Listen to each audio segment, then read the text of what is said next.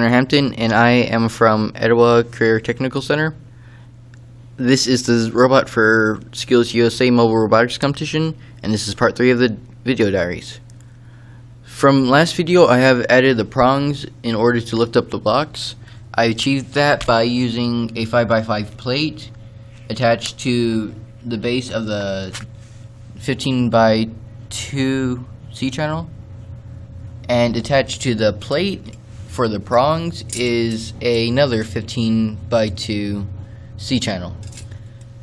They are attached by 4 screws and 4 nuts on both sides of the robot, as you can see here.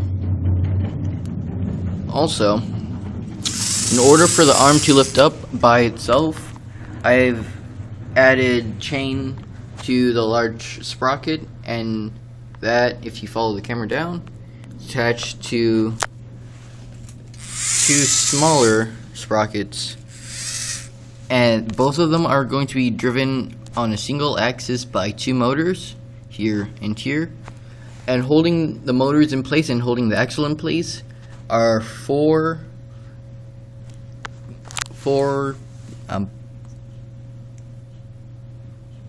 motor holders. So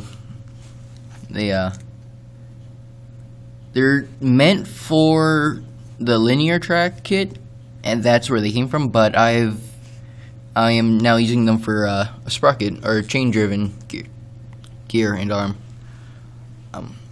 I have not programmed it yet, so I have not tested it. This is only a prototype, so just keep that in mind.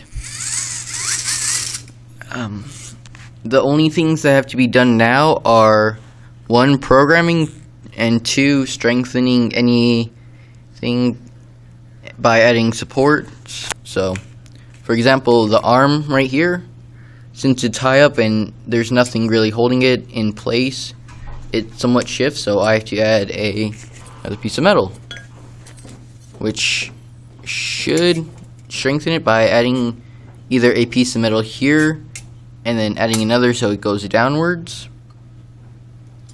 which that hopefully should strengthen it up just a little bit, or enough for it to be stable.